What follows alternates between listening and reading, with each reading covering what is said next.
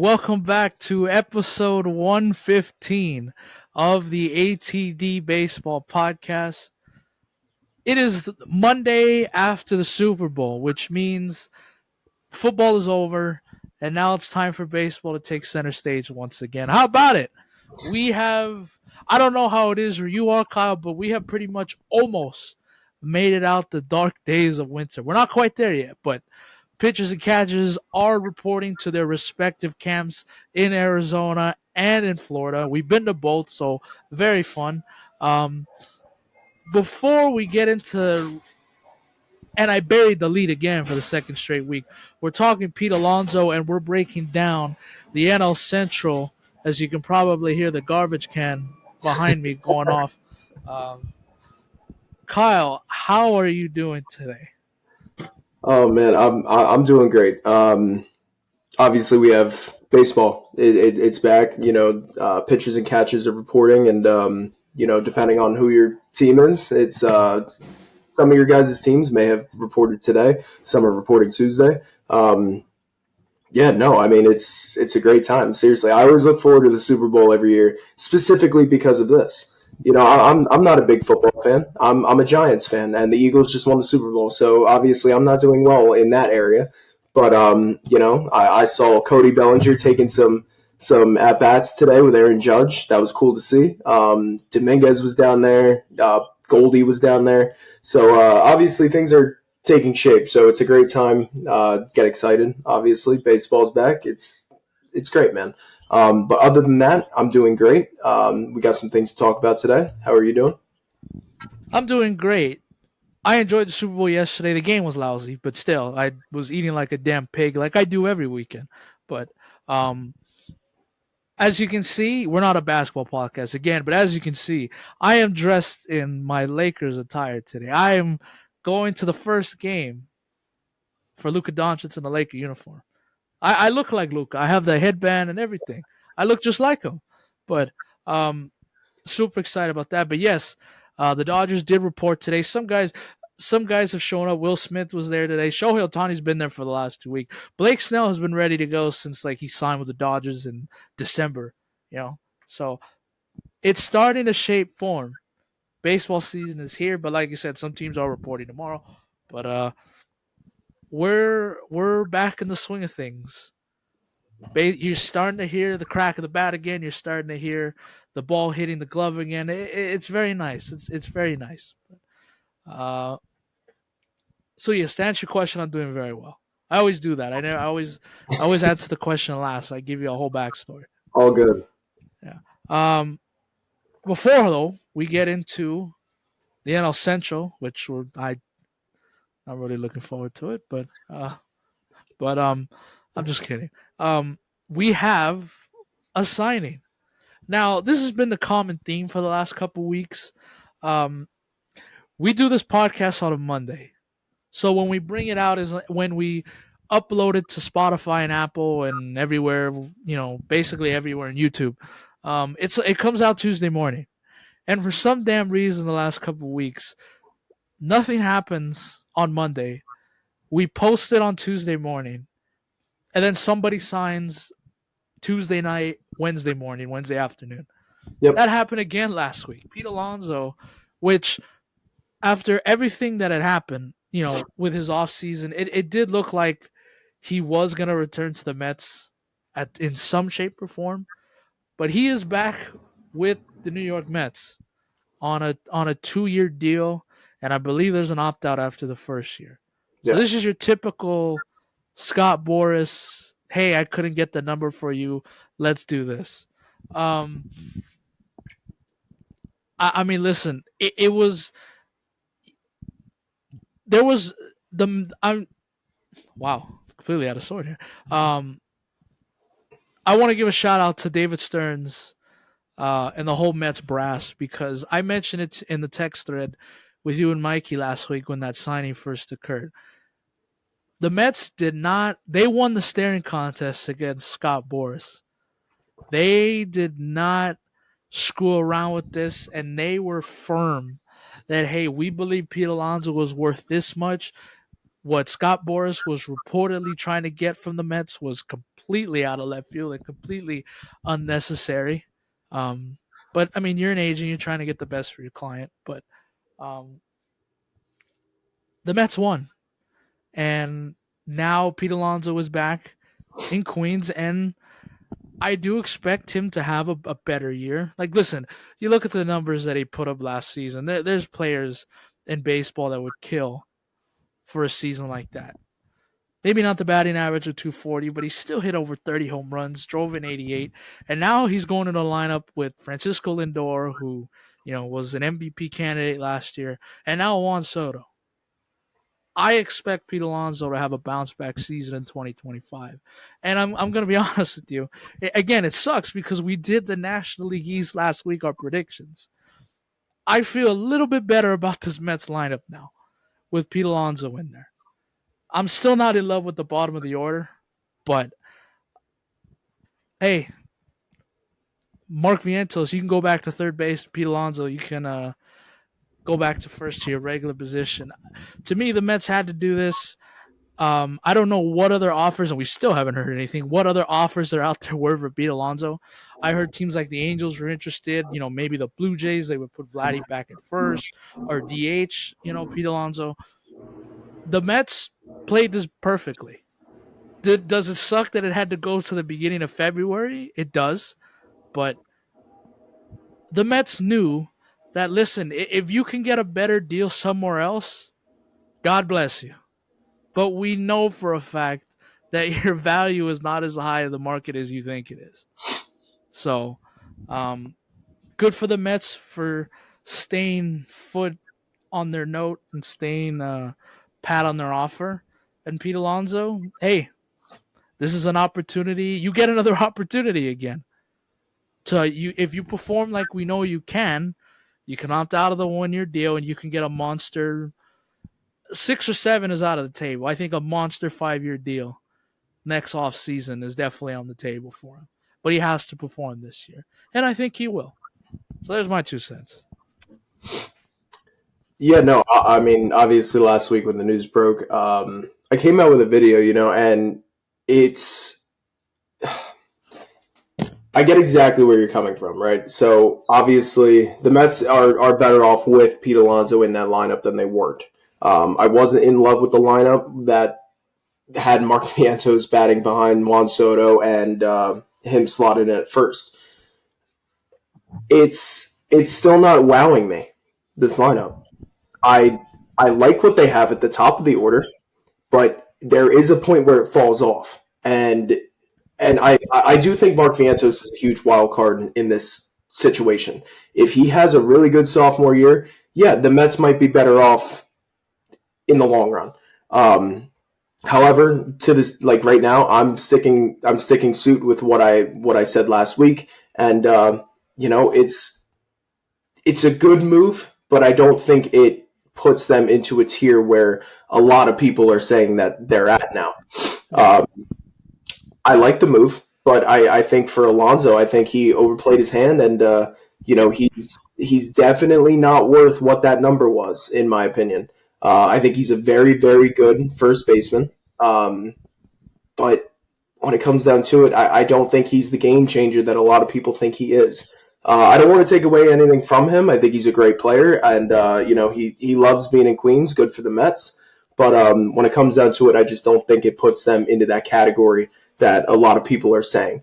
And the National League East and the National League as a whole is still a gauntlet, and I just feel like they need more in that lineup to be able to compete with the Dodgers. And I'm big on the Braves this year. I think the Braves are going to come back and be a force to be reckoned with, like we know that they can be.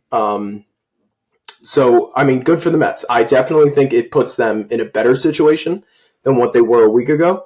But yeah, good for Peter Alonso, good for the Mets. It gives him a chance to go back where he's comfortable, and he can, go out and have a monster year and then get that long term deal he was looking for. So, I think it's a good signing for both sides. I do. Yeah, it is. Number one, first of all, Pete Alonso is going to break the most home runs hit by anybody this season. I forget what the number is, but I know Dale Strawberry Well, I just put a graphic out last week. So he's currently third on the list. Hmm. He's gonna break that. He's gonna break that record this Yeah. season. Let's he just doesn't stay healthy, which he has been his whole time there with the Mets. It's crazy too. You know, the whole season up until October, Met fans wanted nothing to do with Pete Alonso. Like, hey, get this guy out of here. He's not made for the bright lights. When it came down to a contract year, he couldn't perform. And then all of a sudden, he hit the home run off of Devin Williams. Everything's lifted off his shoulders. He had a good series against the Phillies in the division series. Then he hit a couple home runs against the Dodgers in the National League Championship Series. And now he can do no wrong again. So it's crazy how he performed very well in the postseason. And you heard it 2 weekends ago. All those Met fans were at Amazing Day, like their little fan fest, and they were screaming at Steve Cohen and David Stearns, "We want Pete back. Bring him back." It's crazy. It's crazy how fans can kind of forget about what he did the first 5 months of the season, but it's crazy. I mean, it truly is. And, I'm not going to put this on just Pete Alonso. I think a lot of guys are like this, where, you know, the fan base turns their back on them, and then all of a sudden they do well and they can do no wrong, like you said. And I think that depicts Pete very, very good. I truly do think that, like, he hasn't been the most consistent in his career, but the one consistent part of his game is he hits home runs. And if he hits those home runs in those big spots, that's his game. That is just how Pete Alonso is. I mean, obviously we know about the home run derby, and if you agree with his pregame warm ups, then great. Yeah, you know, um, but no, I mean, overall, I think it's a good signing, and he's going to add RBIs in that lineup. He is. I think it was probably the Mets' best option, I would say. This late into the offseason, and they already signed Juan Soto. Um, but honestly, like, I thought all signs were pointing to him going to the Angels. I truly did. That's where I thought he was going to end up. I thought they were going to overpay again for another guy like this, and just say, "Oh, it's an Angels move." That makes sense. Um, but no, it's also it's nice to see Pete back in Queens, right? yeah, He's been a consistent player there, and he's just been like a familiar face to the fan base. Obviously, 2019, we can't forget that he broke Aaron Judge's home run record.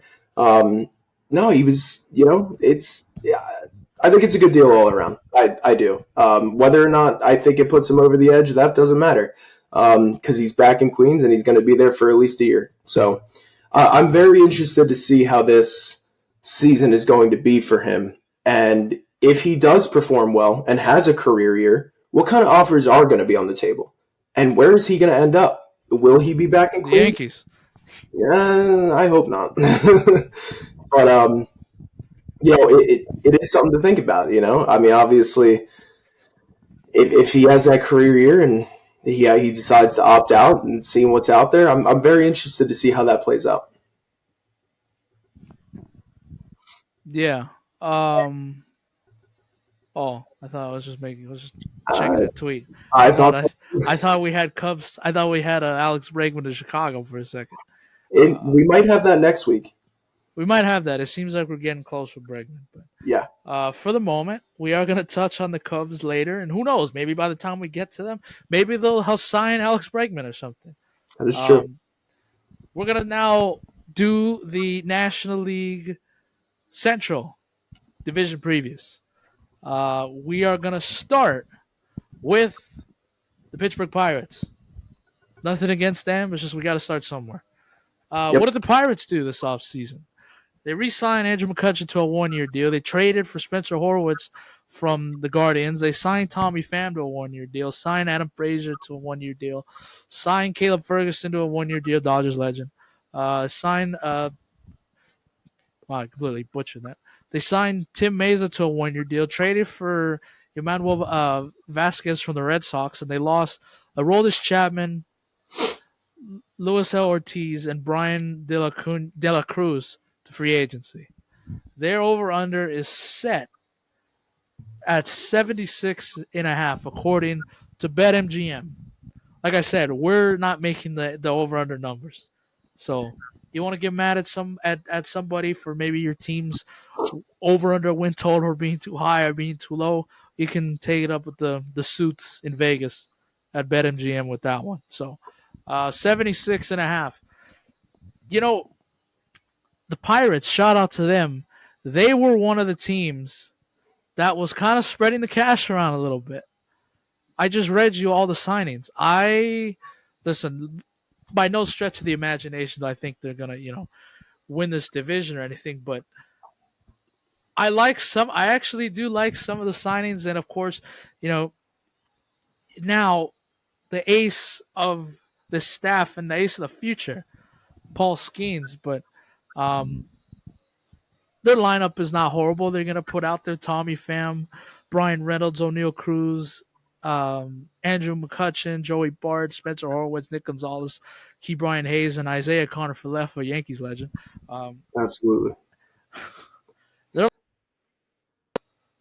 but and in a weak division like this, who knows? Maybe they can compete a little bit. Um. So with that being said, I think 76 is a little low. I'm going over. I'm going over on the Pirates. Now, listen, I'm not saying again. I'm not saying they're going to win 85, 88 games or anything like that, but I can see 80 wins out of this team. I really can. I can see it. And we finally get a full year of Paul Skeens, so I'm excited to see what that looks like. Yeah, this is going to be a clean over on the Pirates across the board from all the ATD members. For those of you who don't know, we already have Mikey's picks. Mikey is not on our normal podcast, but he's obviously still involved in ATD. So we get him in on this, and he has the over on the Pirates. Melo, you just said you do, and I certainly do too. I think this team has a chance to. Obviously, I'm not saying they're winning the division or anything like that, Welcome. but you never know. I mean, yes, it's the National League, but I feel like there's only going to be one postseason team out of this division. But that doesn't take away from what they have.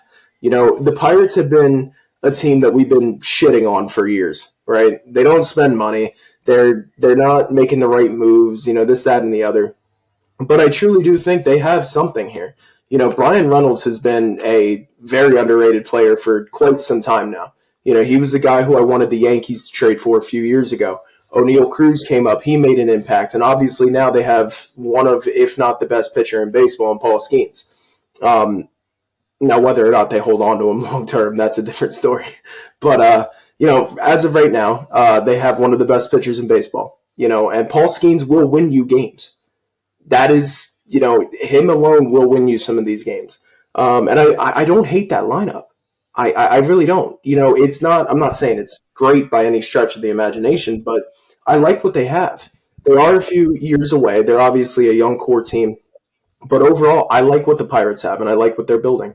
So for me, this is somewhat of an easy over for me. I agree. This is an easy over for me. All right, let's go. Let's go to the next team here. According to my list, I have. Let's go with the Cincinnati Reds here. Let's go with the Cincinnati Reds. What did they do in the offseason, you may ask? They re-signed Nick Martinez, traded for Brady Singer from the Royals, traded for Gavin Lux from the Dodgers. Dodgers legend, world champion Gavin Lux, goddammit. Traded for Taylor Rogers from the Giants. A lot of trades here. Yeah. Traded for Jose Trevino from Yeah. the Yankees. Yankee legend. Yankees legend, yes. And they signed Austin Hayes to a 1-year deal. Okay, and they're over under. I think it's the same as it's 87.5. 87.5 over under total wins for the Cincinnati Reds. Now 78.5. What did I say? 87. 87. Oh, no. Yeah. 78, my fault. 78 wins over under. Before I give my prediction and just kind of the thoughts I have on this team. for the last 3 seasons, or really two, Cincinnati Reds are like the hypothetical team going into the season. Yeah. Like a lot of people, and I think a couple of us did this last like couple of maybe 2 years ago. The Cincinnati Reds are always the team that everybody comes into the season and say, "Watch out for the Reds. They're gonna make the playoffs this year," and then they have a disappointing, shitty season. Um, uh, their lineup that they're gonna roll out here: T.J. Freddie, Ellie De La Cruz, Matt LeClain, Tyler Stevenson, Jake Fairley, Spencer Steele, Jamer Camalario, which I forgot about that. Hmm. Gavin Lux, and Austin Hayes. Um, and their rotation is going to be Hunter Green, another year of Hunter Green. I'm excited for that. Brady Singer, Andrew Abbott, Nick Martinez. Um,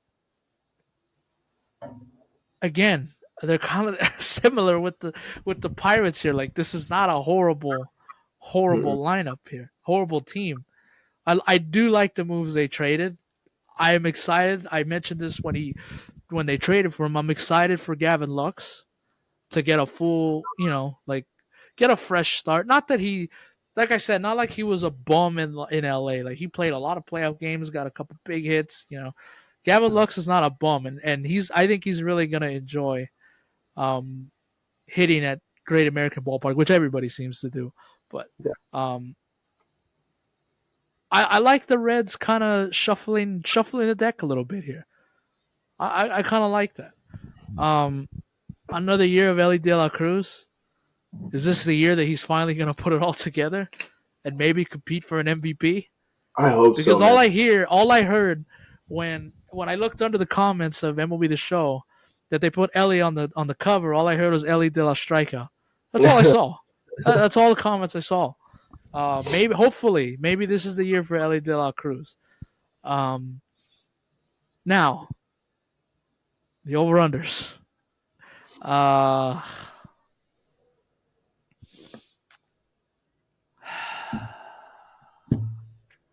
this is this. Damn it! I don't want to be wrong on this again. Oh man, this is an over for me. I would feel very. I would take again if the Pirates and Reds were flipped, I would feel a lot more comfortable. But Yeah. I'm taking the over on the Reds this season. Um, they got to put it together at some point, right? Like seriously. Like we've been doing this now for a couple years, where like I mentioned, they come into the season with these high expectations and then they don't deliver. I'm going over, but I can tell you, out of the 5 teams in this division, I'm very scared of taking that over.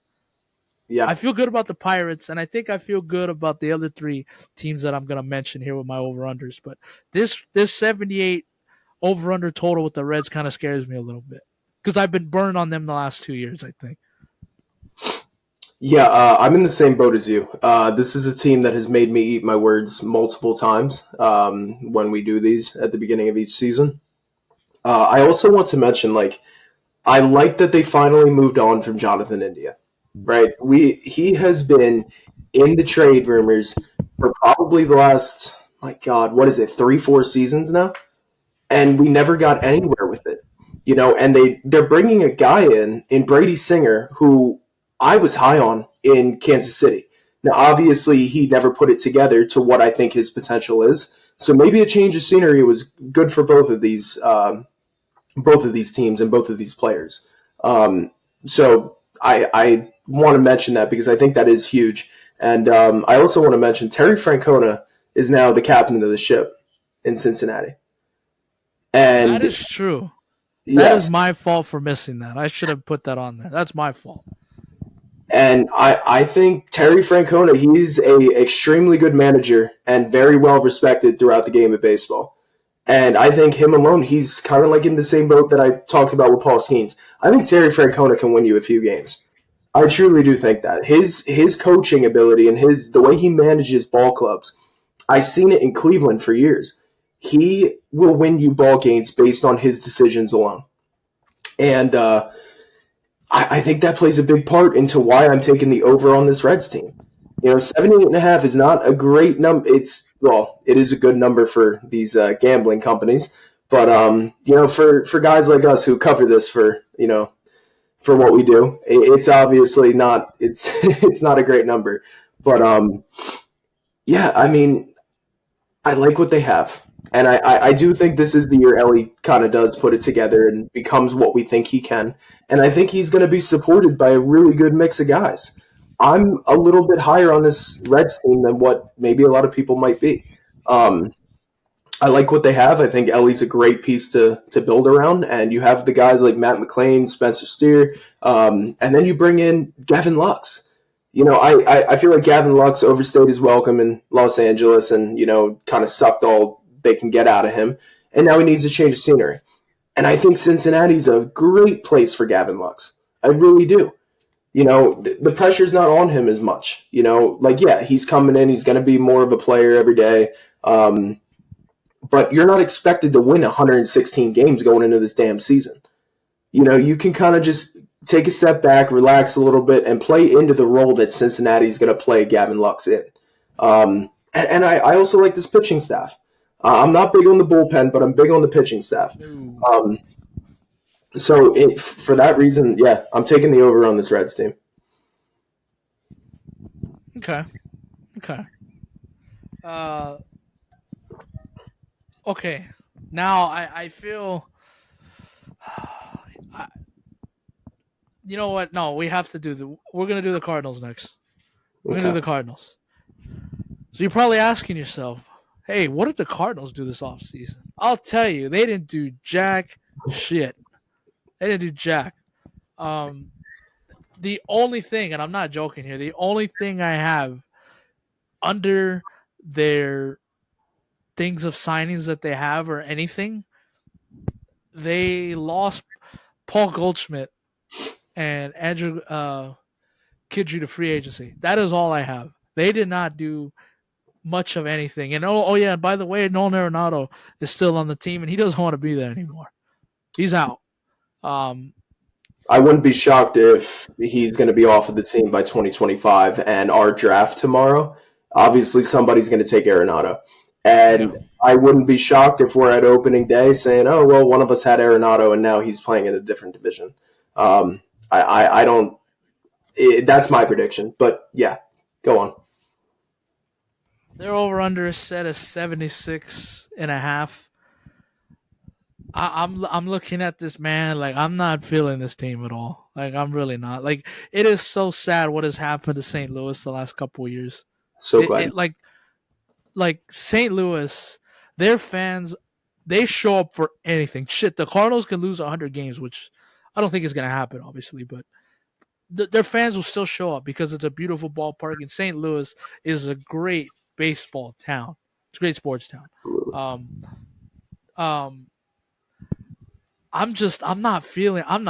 There's a lot of question marks here in this lineup, man. Like Mason Wynn, Alec Burleson, Wilson. You still got Wilson Contreras, Brandon Donovan, Nolan Arenado, who, like I said, we don't even think he's going to be on the team to start the season. Lars Nootbaar, Jordan Walker, Evan Herrera, and Victor Scott II. And their pitching is not. It's not that great. Sonny Gray, Eric Fetty, Miles Michaelis, Steven Matz. Like I'm not feeling this team, man. Like it's a shame. Again, what has happened to the St. Louis Ball Club over the last couple of years? This is an under for me. This is an under. I hate to be like that because the baseball is better when the Cardinals are good, and those fans are into it. But 76.5, like I don't see it. I don't see it. I have to give an under 2 to somebody here, and I'm gonna give it to Cardinals. I'm not feeling this team this year. That they need to reset and start over. I really believe that.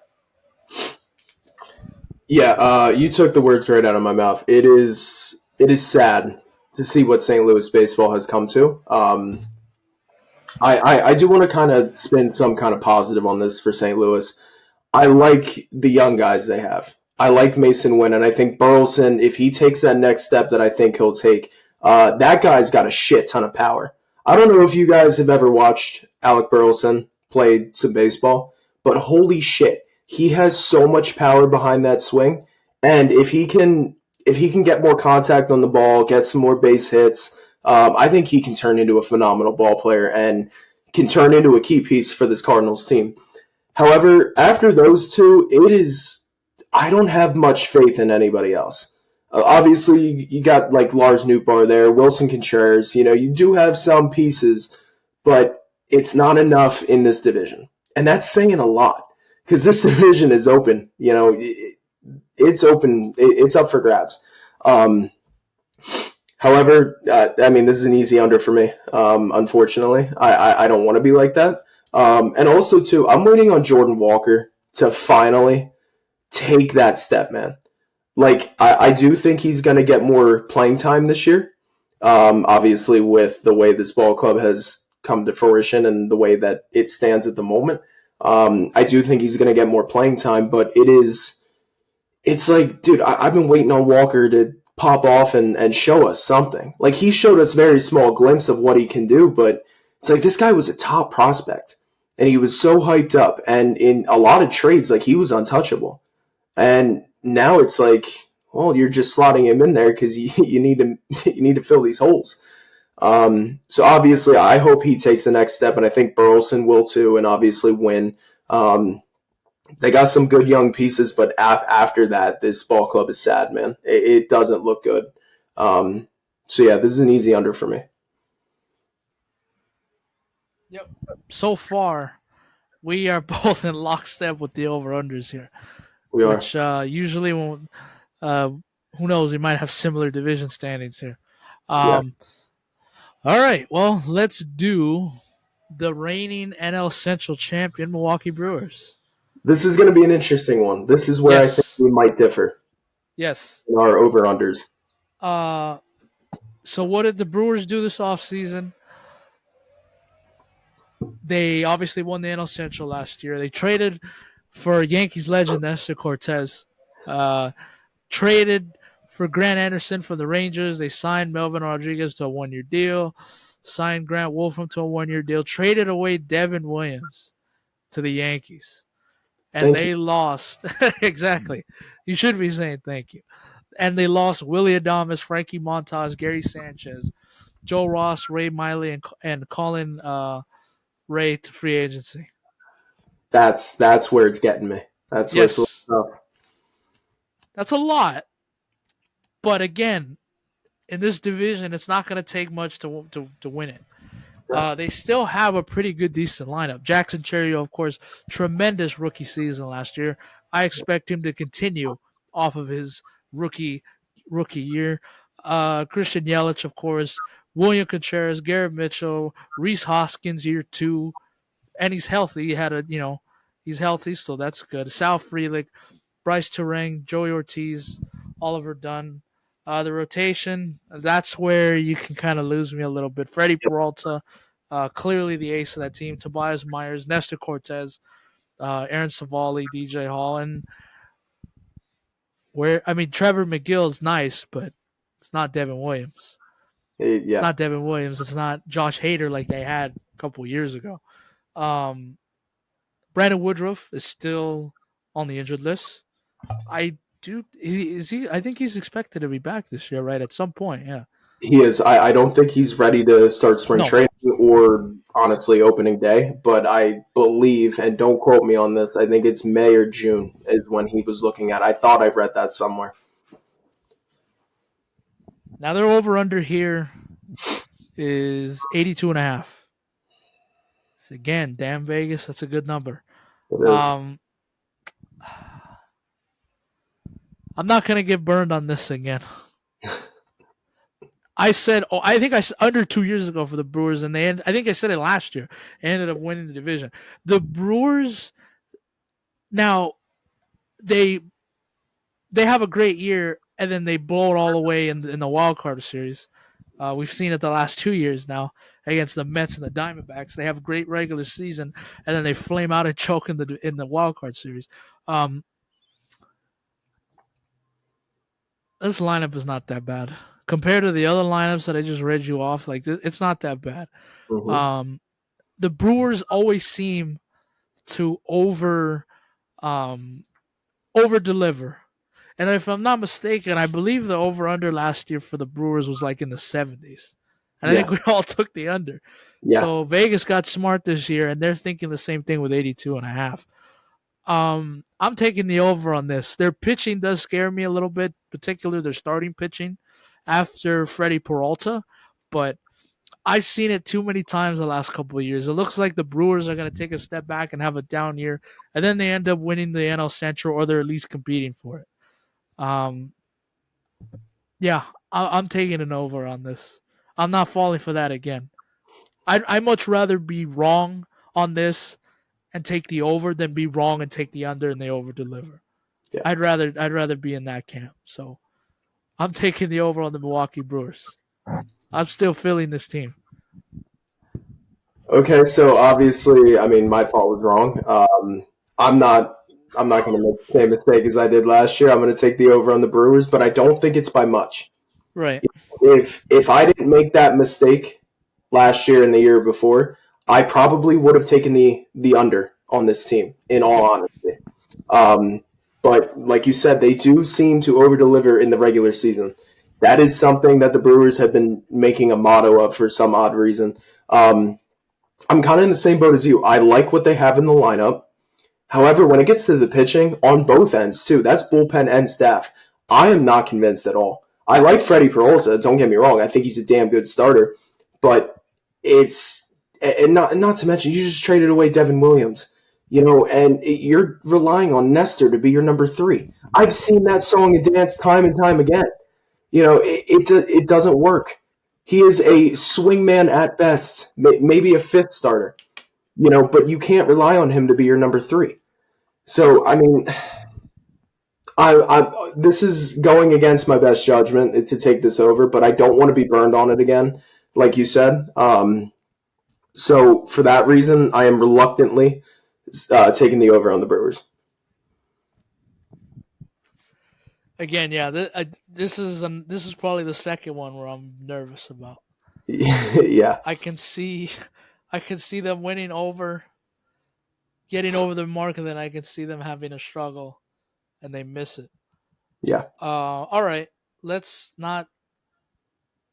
Let's go to the final team in the NL Central, the Chicago Cubs. My pick, and I guaranteed it last year, for them to win the NL Central, and they completely whiffed. What did the Chicago Cubs do last year? They did a lot. They did a lot. I got a huge list here. They traded for Kyle Tucker from the Astros. They traded for Ryan Presley from the Astros again. Um, Traded for Ryan Brazier from the Dodgers legend. Uh, Traded for Vidal Brujan from the Marlins. Signed Matthew Boyd to a 2-year deal. Signed Carson Kelly to a 2-year deal. Signed John Purdy to a 1-year deal. Uh, Lost Cody Bellinger, Kyle Hendricks, Mike Talkman, and Jorge Lopez to free agency, and they traded away Isaac Paredes, a Hayden Wesneski to the Astros in that trade.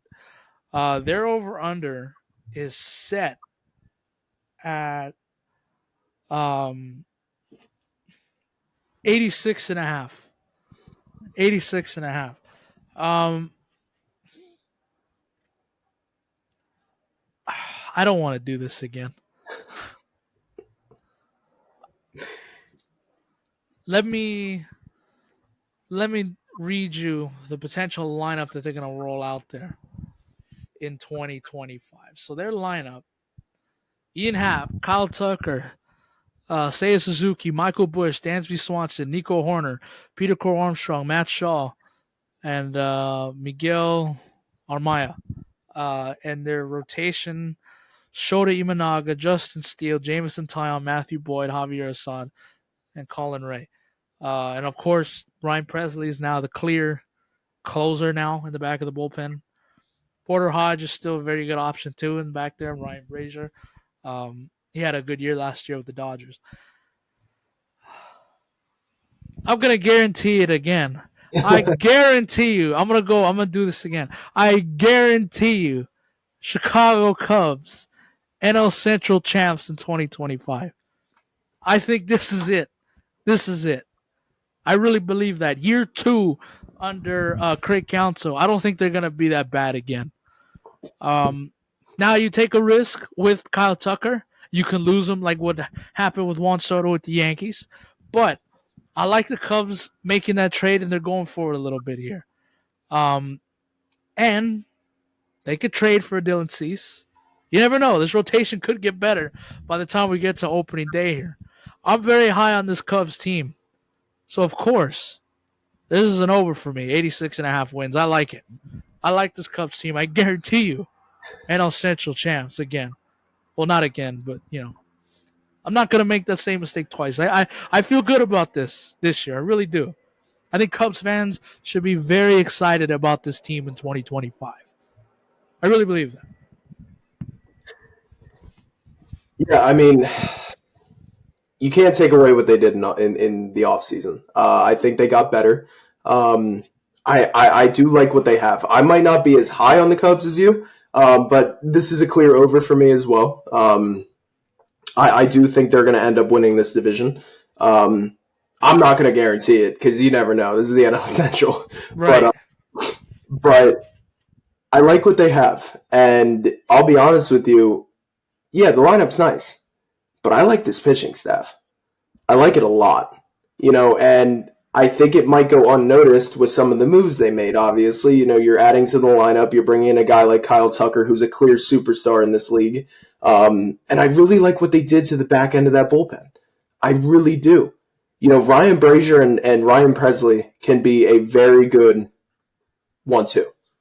I truly Yeah. do believe that. These two guys can be a very good combo in the back end of that bullpen for Craig Counsell, what he wants to do.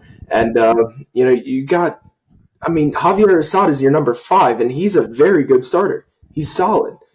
So for that reason, yeah, it's for me, I'm taking the over, and I think they are going to win this division.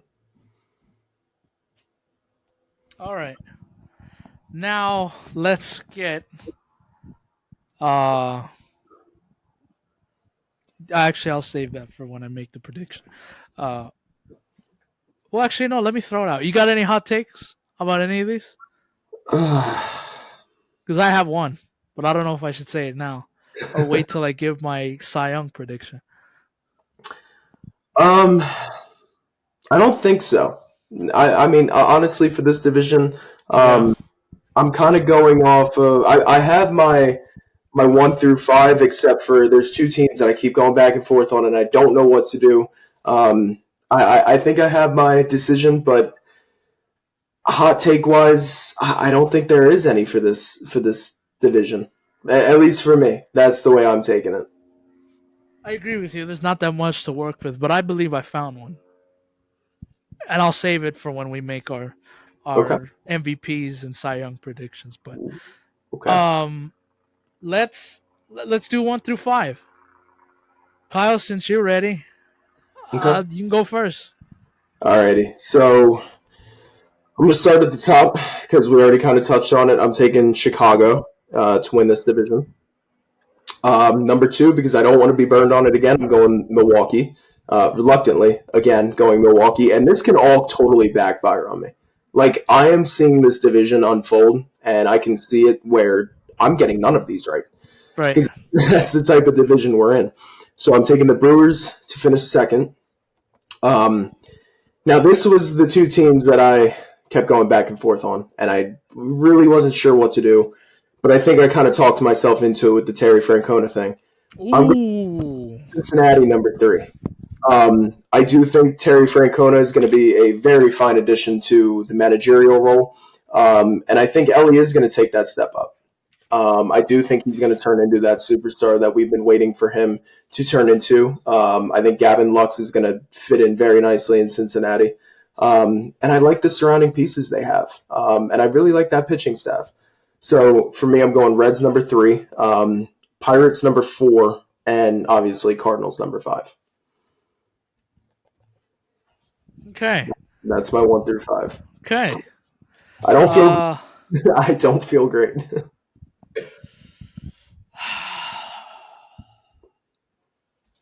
just because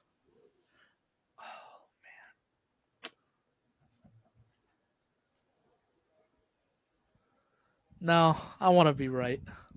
Uh, we have the exact same five in that order. Oh, okay. Yeah, I'm In- I'm I'm going back and forth with the Cardinals and the Pirates. That's the thing that's throwing me off. Yeah, wow. yeah, Okay. yeah. That's the thing that's I oh yeah, I took the over on the Reds. Okay, so I did take the over, so it does make sense. Um, Very interesting. see, now you're talking me into going the other way now. Um, No, no. For me, it was the Reds and the Pirates. I mean, for me, yeah, I don't see. To me, it's the Reds and the Cardinals. I mean, the Cardinals and the Pirates. okay. I mean, for me, I would keep it obvious. I mean, Yeah, obviously, I'm thing. staying with it. But Yeah. I'm not that high on this Cardinals team. I'm really not. Okay. So we have the same. We're in sync here. Okay. So we both have Cubs winning, Brewers second, Reds three, Pirates four, Cardinals five. Is that where we're at? I think that's where we're at. Yeah. Okay. Interesting. I thought this would be one division that we would differ on. Kind of thinking maybe flip the Brewers and the Reds, but again, I can't do that. They just won the division last year. I can't do that.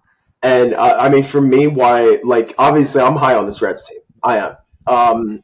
For me, I like the Brewers because they've showed it. That's Right. what it comes down to. They've shown what they can do with that lineup. Yes, the pitching took a step back, and I think that's why I'm willing to put them in second place here. But I like the lineup that the Brewers have. There's more veteran guys. It's more proven than what the Reds have. So for that reason, that's why I put Milwaukee in too. Makes sense. All right, now let's do MVPs and Cy Young Award winners. Oh man, I have mine. so do I. Um, I mean, it doesn't matter if you want to go first. Go for it. Are we going to be exactly the same on this? Cy Young, maybe I'm taking Paul Skeens as Cy Young. So am Uh, I. I think it would be a very disrespectful, uh, you know, way of showing like a very disrespectful decision to put anybody else ahead of Paul Skeens here. But MVP, I am taking Ellie De La Cruz. Um, I do think he is going to take that step. So for me, I'm gonna go all in with Ellie. I feel like Kyle Tucker's the easy choice here, so I want to differ a little, and I want to take Ellie here. I'm high on him, and I think he's going to have a damn good season. I wanted to take Ellie, but because you took him, I'm gonna go the other way. I'm taking Kyle Tucker.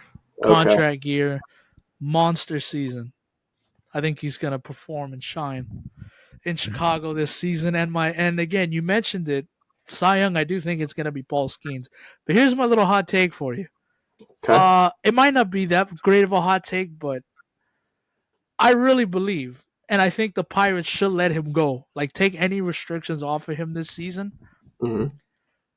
I think Paul Skeens is a 20-game winner this season. Oh, okay.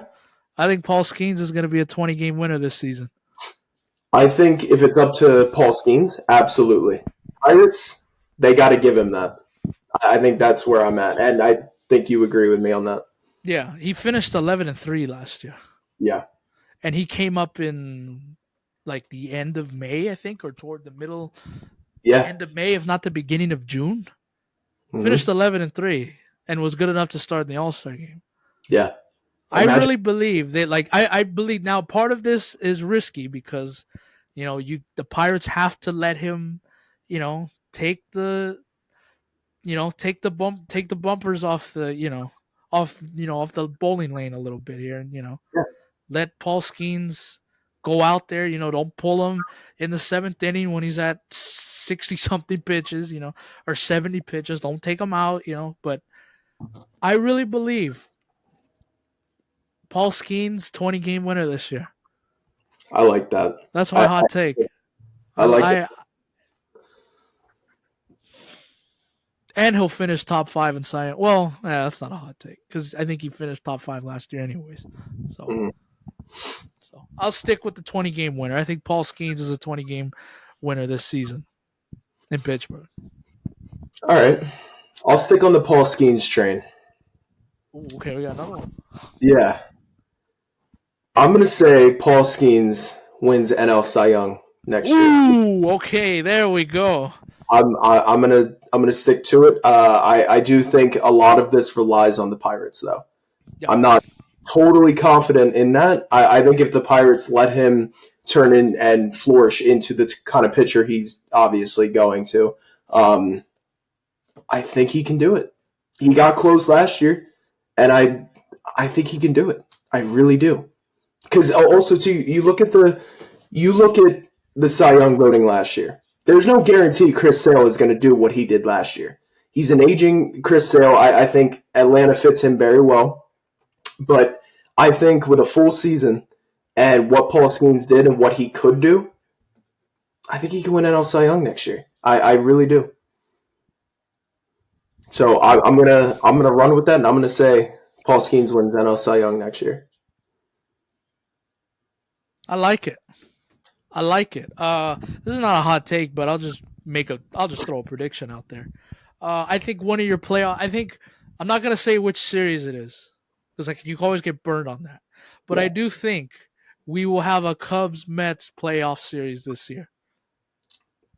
Okay. I think the Mets and Cubs are going to meet in the postseason this year. Now, whether it's the wild card series or it's the division series, I think at some point, I think the Cubs and the Mets will be playing against each other in the postseason this year.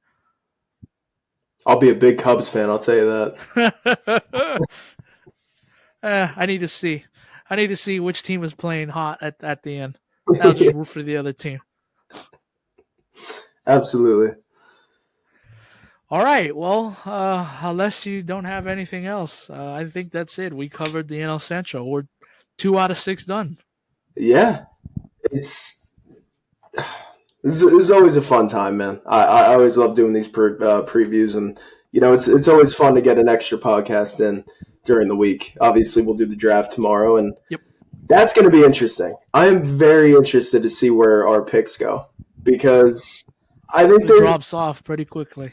it does. Yes, I think after I don't know second, third round, that's where we can start getting a little fishy. Obviously, I think the top picks are pretty much set you know in the way it's going to go, but it's going to be interesting. Definitely going to be fun. Yep.